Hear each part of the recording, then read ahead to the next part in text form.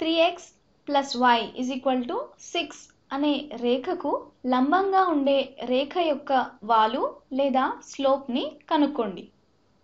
ఇది మనకిచ్చిన ప్రశ్న. ఉదాహరణకు ఒక లైన్ని తీసుకుంటున్నాను.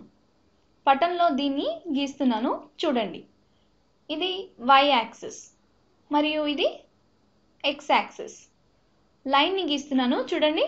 ఇలా ఉంటుందనుకుందాం. దీని వాలు లేదా స్లోప్ m.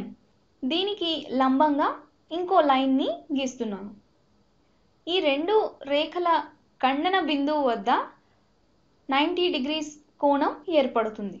ఈ రేఖ వాలు మొదటి రేఖ వాలుకు రుణాత్మక విలోమం అవుతుంది. అంటే slope is equal to -1/m. అంటే ఈ రేఖ స్లోప్కు రుణాత్మక విలోమం అంటే -1/m. ముందుగా ఈ రేఖ వాలును కనుక్కొని ఆ తర్వాత ఈ రేఖ వాలుకు రుణాత్మక విలోమాన్ని కనుక్కుందాం.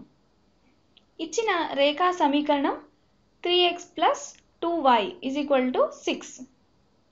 ఈ రేఖ వాలును కనుక్కుందాం. ముందుగా దీనిని y అంతర్ఖండ రూపంలోకి మార్చుదాం. అంటే y is equal to mx plus c రూపంలోకి అన్నమాట. 3x plus 2y is equal to 6. ఇరువైపులా 3xను తీసివేయగా 3x క్యాన్సిల్ అవుతాయి. మనకు 2y is equal to -3x plus 6 మిగులుతుంది. ఇరువైపులా 2 చే భాగించగా y is equal to -3/2x plus 6/2. Therefore, y is equal to -3/2x plus 3. దీనిని y is equal to mx plus cతో పోల్చితే వాలు మనకు m ఈజ్ ఈక్వల్ టు -3/2 అని తెలుస్తుంది కదా. Therefore, slope m is equal to -3/2. ఈ రేఖకు లంబంగా ఉండే రేఖ వాలు దీనికి రుణాత్మక విలోమం అవుతుంది. అంటే మైనస్కి ఆపోజిట్ ప్లస్ మరియు 3/2కి విలోమం 2/3 అవుతుంది.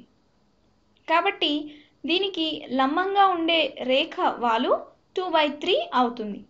Therefore, 3x plus 2y is equal to 6 అనే రేఖకు లంబంగా ఉండే రేఖ వాలు 2/3 అవుతుంది.